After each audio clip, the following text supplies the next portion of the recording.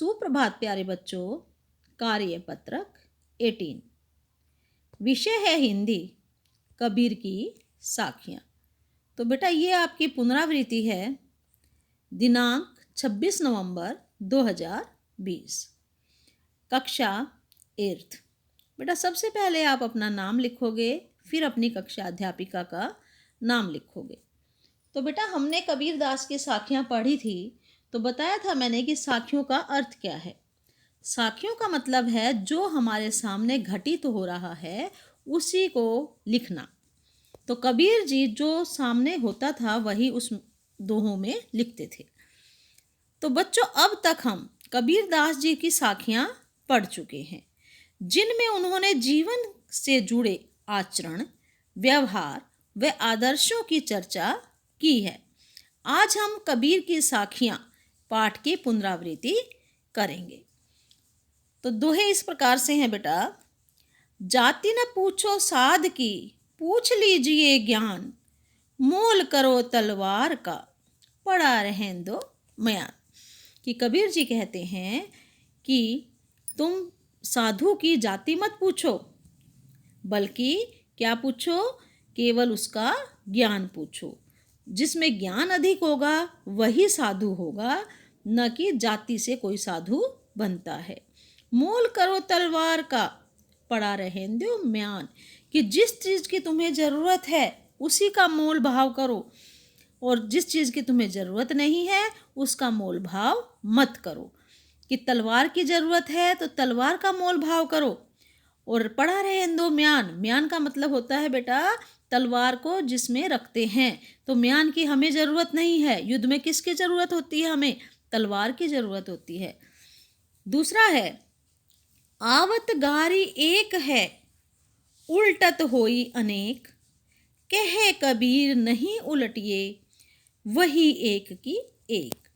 कि दूसरी तरफ से हमारे पास एक गाली आती है, तो उलट होड़ अनेक। अगर आप उस एक गाली के बदले दूसरी गाली दोगे तो फिर आपके पास उल्टी कई गालियां आएंगी। कहे कबीर नहीं उलटिए। कबीर जी कहते हैं कि वो वहाँ से एक गाली आई है तो आपको उलटकर उसे गाली नहीं देनी।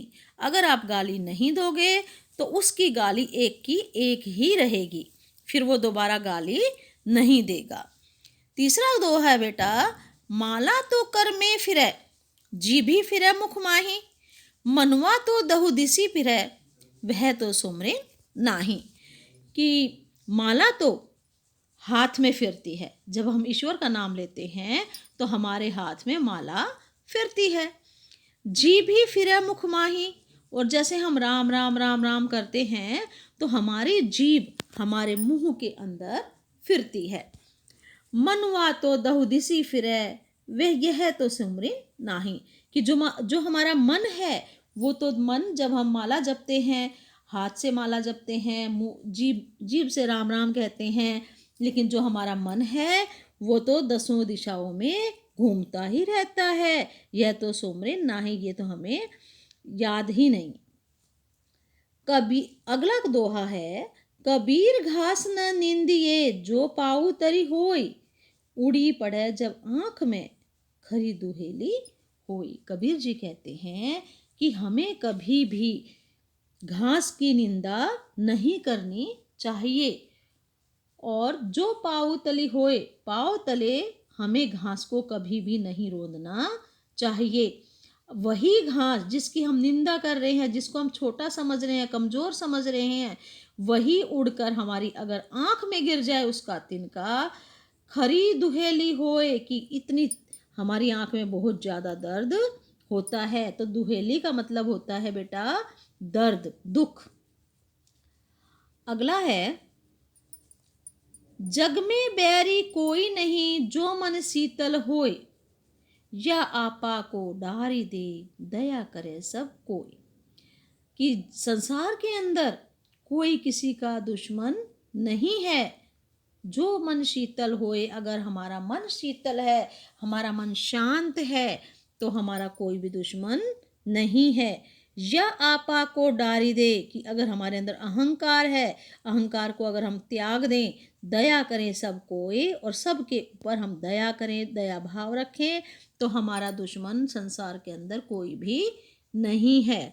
तो बेटा ये थी आपकी साखियाँ, कबीर जी की साखियाँ।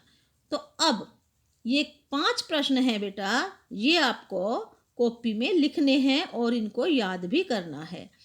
तो आपने उपरोक्त सभी दोहों का भावार्थ और विशेष अर्थ समझा और प्रश्नोत्तर भी किए। तो आइए देखते हैं अब तक आपने क्या सीखा। तो बेटा ये 5 प्रश्न हैं।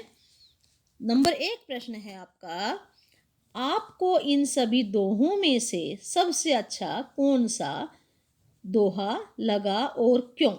उत्तर है, तो बेटा ये जो मैंने लिखा है, इसके अलावा भी अगर आपको दूसरा दोहा अच्छा लगा है तो वो आप लिख सकते हो। तो मुझे ये दोहा सबसे अच्छा लगा। जाति न पूछो साधु की, पूछ लीजिए ज्ञान, मोल करो तलवार का, पढ़ा रहें दो म्यान। तो इस दोहे का भाव मुझे सबसे अच्छा लगा। किसी भी व्यक्ति की पहचान हमें उसके गुणों से करनी चाहिए, ना कि उसके जाति, धर्म या रंग रूप से। तो अगला है प्रश्न नंबर 2, मनवा तो दहु दिसी फिरे, कबीरदास की इस उक्ति से आप क्या समझते हैं? उत्तर है, कबीरदास जी कहना चाहते हैं कि अगर आप हाथ में माला जाप रहे हैं, मुंह से प्रभु का नाम रट रहे हैं, लेकिन आपका मन अलग अलग विचारों में उलझा हुआ है, तो ये बेकार है। प्रभु भक्ति करना तभी सार्थक है जब आप सच्चे मन से भक्ति करें। जब आप सच्चे मन से भक्ति करो तो ही वो असली पूजा है। प्रश्न नंबर 3, जग में बैरी कोई नहीं, जो मन शीतल होए, पद के माध्यम से कबीरदास जी क्या कहना चाहते हैं? उत्तर है आपका, कबीरदास जी कहते हैं कि मनुष्य का मन शीतल, निर्मल और शांत होना चाहिए। मनुष्य का मन कैसा होना चाहिए बेटा? शीतल, निर्मल और शांत होना चाहिए, क्योंकि जिस मनुष्य का मन शांत और निर्मल होता है उसका कोई दुश्मन नहीं होता, सभी उससे स्नेह करते हैं। प्रश्न नंबर 4, किसी एक दोहे का अर्थ अपने शब्दों में लिखिए। तो आप किसी भी दोहे का अर्थ लिख सकते हो।